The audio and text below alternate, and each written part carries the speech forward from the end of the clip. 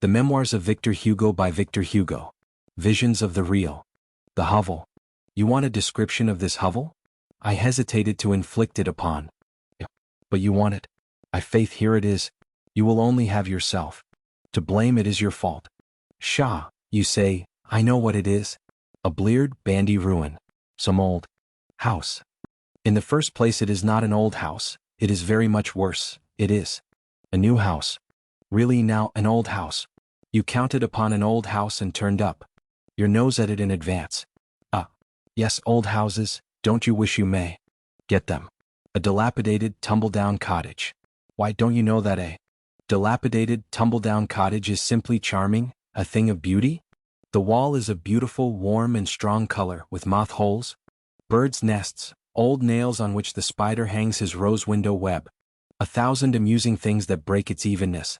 The window is only a dormer, but from it protrude long poles on which all sorts of clothing, of all sorts of colors, hang and dry in the wind-white tatters, red rags, flags of poverty that give to the hut an air of gaiety and are resplendent in the sunshine. The door is cracked and black, but approach and examine it, you will without doubt find upon it a bit of antique ironwork of the time of Louis XIII, cut out like a piece of gué pure. The roof is full of crevices, but in each crevice there is a convolvulus that will blossom in the spring or a daisy that will bloom in the autumn. The tiles are patched with thatch. Of course they are, I should say so.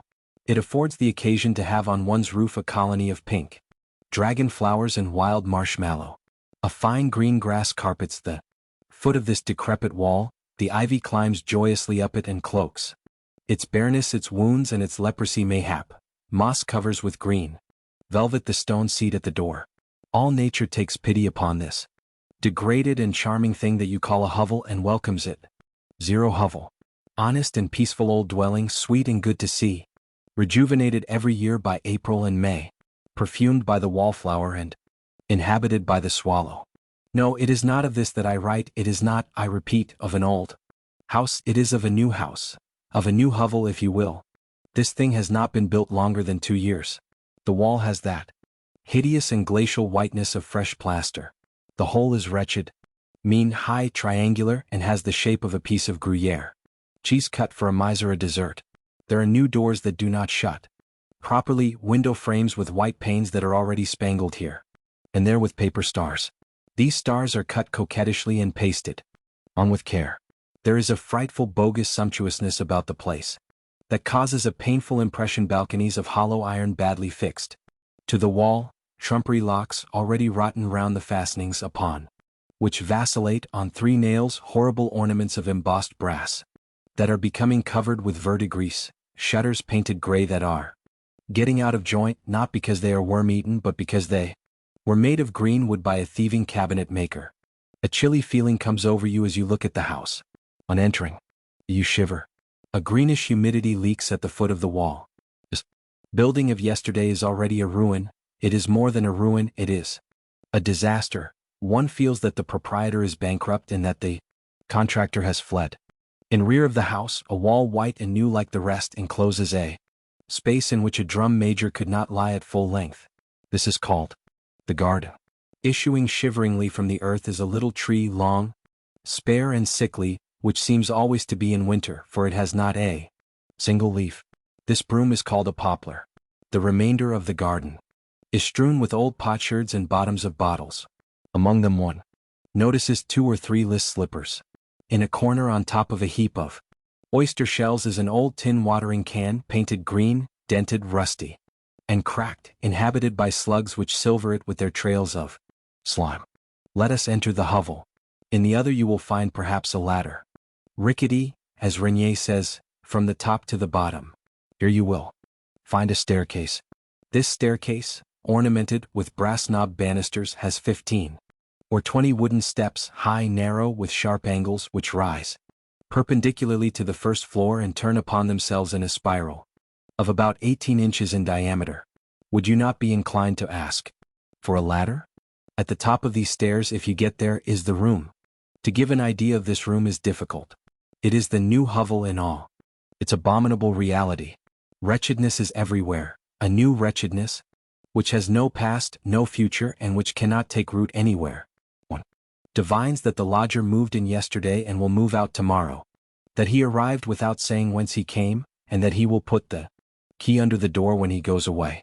The wall is ornamented with dark blue paper with yellow flowers. The window is ornamented with a curtain of red calico in which holes take the place of flowers. There is in front of the window a rush bottom chair with the bottom worn out, near the chair a stove, on the stove a stew pot, near the stew pot a flower pot turned upside down with a tallow candle stuck in the hole, near the flower pot a basketful of coal which evokes thoughts of suicide and asphyxiation, above the basket a shelf encumbered with nameless objects, distinguishable among which are a worn broom and an old toy representing a green rider on a crimson horse. The mantelpiece, mean and narrow, is of blackish marble with 1,000 little white blotches. It is covered with broken glasses and unwashed cups. Into one of these cups a pair of tin-rimmed spectacles is plunging. A nail lies on the floor. In the fireplace a dishcloth is hanging on one of the fire-iron holders. No fire either in the fireplace or in the stove. A heap of frightful sweepings replaces the heaps of cinders. No looking-glass on the mantelpiece, but a picture of varnished canvas representing a nude Negro at the knees of a white woman in a décolleté ball dress in an arbor. Opposite the mantelpiece, a man's cap and a woman's bonnet hang from nails on either side of a cracked mirror. At the end of the room is a bed. That is to say, a mattress laid on two planks that rest upon a couple of trestles. Over the bed, other boards, with openings between them, support an undesirable heap of linen, clothes and rags. An imitation cashmere, called French cashmere, protrudes between the boards and hangs over the pallet. Mingled with the hideous litter of all these things are dirtiness, a disgusting odor, spots of oil and tallow, and dust everywhere. In the corner near the bed stands an enormous sack of shavings, and on a chair beside the sack lies an old newspaper. I am moved by curiosity to look at the title and the date. It is the Constitutional of April 25, 1843. And now what can I add? I have not told the most horrible thing about the place. The house is odious, the room is abominable, the pallet is hideous, but all that is nothing. When I entered a woman was sleeping on the bed, a woman old, short, thick-set, red, bloated, oily, tumefied, fat, dreadful, enormous. Her frightful bonnet, which was awry, disclosed the side of her head, which was grizzled, pink and bald. She was fully dressed. She wore a yellowish fichu, a brown skirt, a jacket, all this on her monstrous abdomen, and a vast soiled apron like the linen trousers of a convict.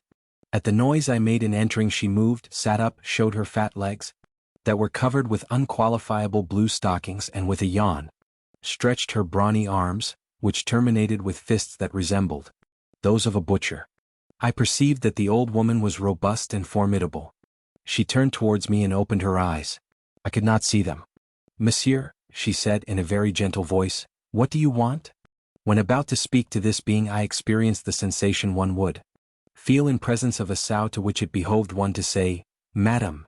I did not quite know what to reply, and thought for a moment. Just then, my gaze, wandering towards the window, fell upon a sort of picture that hung outside like a sign. It was a sign, as a matter of fact, a picture of a young and pretty woman, décolletée, wearing an enormous beplumed hat and carrying an infant in her arms, the whole in the style of the chimney boards of the time of Louis XVIII.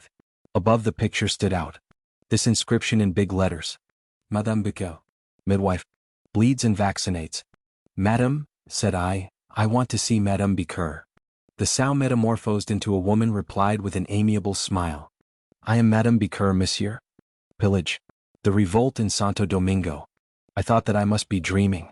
None who did not witness the sight could form any idea of it. I will, however, endeavor to depict something of it. I will simply recount what I saw with my own eyes. This small portion of a great scene minutely reproduced will enable you to form some notion as to the general aspect of the town during the 3 days of pillage. Multiply these details _ad libitum _ and you will get the ensemble. I had taken refuge by the gate of the town, a puny barrier made of long laths painted yellow, nailed to cross laths and sharpened at the top. Near by was a kind of shed in which some hapless colonists who had been driven from their homes had sought shelter. They were silent and seemed to be petrified in all the attitudes of despair. Just outside of the shed, an old man, weeping, was seated on the trunk of a mahogany tree, which was lying on the ground and looked like the shaft of a column. Another vainly sought to restrain a white woman who, wild with fright, was trying to flee without knowing where she was going through the crowd of furious, ragged, howling Negroes. The Negroes, however, free, victorious, drunk, mad, paid not the slightest attention to this miserable, forlorn group of whites. A short distance from us, two of them, with their knives between their teeth, were slaughtering an ox, upon which they were kneeling with their feet in its blood. A little further on, two hideous negresses, dressed as marchionesses, covered with ribbons and pompons, their breasts bare and their heads encumbered with feathers and laces, were quarreling over a magnificent dress of Chinese satin, which one of them had grasped with her nails while the other hung on to it with her teeth. At their feet, a number of little blacks were ransacking a broken trunk from which the dress had been taken. The rest was incredible to see and impossible to describe. It was a crowd, a mob, a moshkverid, a revel, a hal, a terrible busunerie. Negroes, negresses, and mulattoes in every posture, in all manner of disguises, displayed all sorts of costumes, and what was worse, there nudity. Here was a pot-bellied, ugly mulatto of furious mien, attired like the planters, in a waistcoat and trousers of white material, but with a bishop's mitre on his head and a crozier in his hand. Elsewhere, 3 or 4 Negroes with 3-cornered hats stuck on their heads and wearing red or blue military coats with the shoulder belts crossed upon their black skin, were harassing an unfortunate militiaman they had captured, and who, with his hands tied behind his back, was being dragged through the town. With loud bursts of laughter they slapped his powdered hair and pulled his long pigtail. Now and then they would stop and force the prisoner to kneel and by signs give him to understand that they were going to shoot him there. Then, prodding him with the butts of their rifles, they would make him get up again and go through the same performance further on. A number of old mulatresses had formed a ring and were skipping round in the midst of the mob. They were dressed in the nattiest costumes of our youngest and prettiest white women, and in dancing raised their skirts so as to show their lean, shriveled legs and yellow thighs. Nothing queerer could be imagined than all these charming fashions and finery of the frivolous century of Louis XV. These Watteau shepherdess costumes, furbelows, plumes, and laces upon these black, ugly-faced, flat-nosed, woolly-headed, frightful people. Thus decked out they were no longer even Negroes and negresses, they were apes and monkeys. Add to all this a deafening uproar. Every mouth that was not making a contortion was emitting yells. I have not finished. You must accept the picture complete to its minutest detail. 20 paces from me was an inn, a frightful hovel, whose sign was a wreath of dried herbs hung upon a pickaxe. Nothing but a roof window. And 3-legged tables. A low alehouse, rickety tables. Negroes and mulattoes were drinking there, intoxicating and besotting themselves, and fraternizing. One has to have seen these things to depict them. In front of the tables of the drunkards a fairly young negress was displaying herself. She was dressed in a man's waistcoat, unbuttoned, and a woman's skirt loosely attached. She wore no chemise and her abdomen was bare. On her head was a magistrate's wig. On one shoulder she carried a parasol and on the other a rifle with bayonet fixed. A few whites, stark naked, ran about miserably in the midst of this pandemonium. On a litter was being borne the nude body of a stout man, in whose breast a dagger was sticking as a cross is stuck in the ground. On every hand were gnomes, bronze-colored, red, black, kneeling, sitting, squatting, heaped together, opening trunks, forcing locks, trying on bracelets, clasping necklaces about their necks, donning coats or dresses, breaking, ripping, tearing. 2 blacks were trying to get into the same coat. Each had got an arm on, and they were belaboring each other with their disengaged fists. It was the second stage of a sack town. Robbery and joy had succeeded rage. In a few corners some were still engaged in killing, but the great majority were pillaging. All were carrying off their booty, some in their arms, some in baskets, on their backs, some in wheelbarrows. The strangest thing about it all was that in the midst of the incredible, tumultuous mob, an interminable file of pillagers who were rich and fortunate enough to possess horses and vehicles, marched and deployed in order and with the solemn gravity of a procession. This was quite a different kind of a medley. Imagine carts of all kinds with loads of every description, a 4-horse carriage full of broken crockery and kitchen utensils with 2 or 3 dressed up and beplumed Negroes on each horse, a big wagon drawn by oxen, and loaded with bales carefully corded and packed, damask armchairs, frying pans and pitchforks, and on top of this pyramid a negress wearing a necklace and with a feather stuck in her hair, an old country coach, drawn by a single mule and with a load of 10 trunks and 10 Negroes, 3 of whom were upon the animal's back. Mingle with all this bath chairs, litters and sedan chairs piled high with loot of all kinds, precious articles of furniture with the most sordid objects, was the hut and the drawing room pitched together pell-mell into a cart, and immense removal by madmen defiling through the town. What was incomprehensible was the equanimity with which the petty robbers regarded the wholesale robbers. The pillagers afoot stepped aside to let the pillagers in carriages pass. There were, it is true, a few patrols, if a squad of 5 or 6 monkeys, disguised as soldiers and each beating at his own sweet will on a drum, can be called a patrol. Near the gate of the town, through which this immense stream of vehicles was issuing, pranced a mulatto, a tall, lean yellow rascal rigged out in a judge's gown and white tie with his sleeves rolled up, a sword in his hand and his legs bare. He was digging his heels into a fat-bellied horse that pawed about in the crowd. He was the magistrate charged with the duty of preserving order at the gate. A little further on galloped another group, a Negro in a red coat with a blue sash, a general's epaulets and an immense hat surcharged with tricolor feathers, was forcing his way through the rabble. He was preceded by a horrible helmeted Negro boy beating upon a drum and followed by 2 mulattoes, one in a colonel's coat, the other dressed as a Turk with a hideous Mardi Gras turban on his ugly Chinese-like head. Out on the plain I could see battalions of ragged soldiers drawn up round a big house, on which was a crowded balcony draped with a tricolor flag. It had all the appearance of a balcony from which a speech was being delivered. Beyond these battalions, this balcony, this flag and this speech was a calm, magnificent prospect, trees green and charming, mountains of superb shape, a cloudless sky, the ocean without a ripple. Strange and sad it is to see the grimace of man made with such effrontery in presence of the face of God. A dream. September 6, 1847. Last night I dreamed this. We had been talking all the evening about riots, apropos of the troubles in the Rue Saint-Honoré. I entered an obscure passageway. Men passed and elbowed me in the shadow. I issued from the passage. I was in a large square which was longer than it was wide and surrounded by a sort of vast wall or high edifice that resembled a wall, which enclosed it on all 4 sides. There were neither doors nor windows in this wall, just a few holes here and there. At certain spots it appeared to have been riddled with shot. At others it was cracked and hanging over as though it had been shaken by an earthquake. It had the bare, crumbling and desolate aspect of places in oriental cities. No one was in sight. Day was breaking. The stone was gray, the sky also. At the extremity of the place I perceived 4 obscure objects that looked like cannon leveled ready for firing. A great crowd of ragged men and children rushed by me with gestures of terror. "Save us," cried one of them. "The grape shot is coming." "Where are we?" I asked. "What is this place?" "What? Do you not belong to Paris?" responded the man. "This is the Palais Royal." I gazed about me and, in effect, recognized in this frightful, devastated square in ruins a sort of specter of the Palais Royal. The fleeing men had vanished, I knew not whither. I also would have fled. I could not. In the twilight I saw a light moving about the cannon. The square was deserted. I could hear cries of, "Run! They are going to shoot," but I could not see those who uttered them.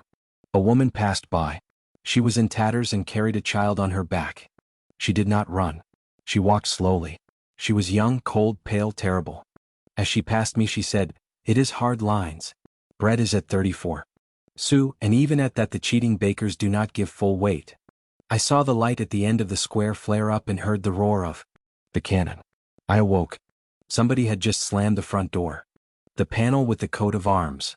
The panel which was opposite the bed had been so blackened by time and effaced by dust that at first he could distinguish only confused lines and undecipherable contours, but the while he was thinking of other things his eyes continually wandered back to it with that mysterious and mechanical persistence which the gaze sometimes has, singular details, began to detach themselves from the confused and obscure whole.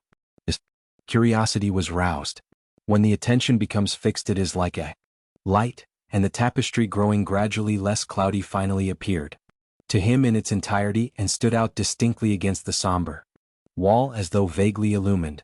It was only a panel with a coat of arms upon it, the blazon, no doubt, of former owners of the chateau, but this blazon was a strange one. The escutcheon was at the foot of the panel, and it was not this that first attracted attention. It was of the bizarre shape of German escutcheons of the 15th century. It was perpendicular and rested, although rounded at the base, upon a worn moss-covered stone. Of the two upper angles, one bent to the left and curled back upon itself like the turned-down corner of a page of an old book. The other, which curled upward, bore at its extremity an immense and magnificent morion in profile, the chin-piece of which protruded further than the visor, making the helm look like a horrible head of a fish. The crest was formed of two great spreading wings of an eagle, one black, the other red, and amid the feathers of these wings were the membranous, twisted and almost living branches of a huge seaweed which bore more resemblance to a polypus than to a plume. From the middle of the plume rose a buckled strap which reached to the angle of a rough wooden pitchfork, the handle of which was stuck in the ground, and from there descended to a hand which held it. To the left of the escutcheon was the figure of a woman, standing. Was an enchanting vision. She was tall and slim and wore a robe of brocade which fell in ample folds about her feet, a ruff of many pleats, and a necklace of large gems. On her head was an enormous and superb turban of blonde hair on which rested a crown of filigree that was not round and that followed all the undulations of the hair. The face, although somewhat too round and large, was exquisite. The eyes were those of an angel, the mouth was that of a virgin, but in those heavenly eyes there was a terrestrial look, and on that virginal mouth was the smile of a woman. In that place, at that hour, on that tapestry, this mingling of divine ecstasy and human voluptuousness had something at once charming and awful about it. Behind the woman, bending towards her as though whispering in her ear, appeared a man. Was he a man? All that could be seen of his body, legs, arms, and chest was as hairy as the skin of an ape.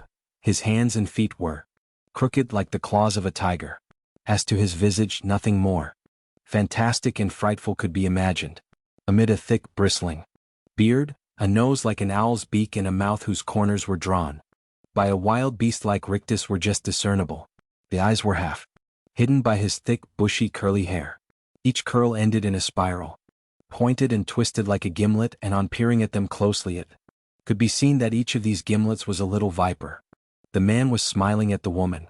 It was disquieting and sinister, the contact of these two equally chimerical beings, the one almost an angel, the other almost a monster, a revolting clash of the two extremes of the ideal. The man held the pitchfork, the woman grasped the strap with her delicate pink fingers. As to the escutcheon itself, it was sable, that is to say black, and in the middle of it appeared, with the vague whiteness of silver, a fleshless, deformed thing which, like the rest, at length became distinct. It was a death's head. The nose was lacking, the orbits of the eyes were hollow and deep, the cavity of the ear could be seen on the right side, all the seams of the cranium could be traced, and there only remained two teeth in the jaws. But this black escutcheon, this livid death's head, designed with such minuteness of detail that it seemed to stand out from the tapestry, was less lugubrious than the two personages who held up the hideous blazon, and who seemed to be whispering to each other in the shadow. At the bottom of the panel in a corner was the date, 1503. The Easter daisy. May 29, 1841. A few days ago I was passing along the Rue de Chartres, a palisade of boards which linked two islands of high 6-story houses attracted my attention.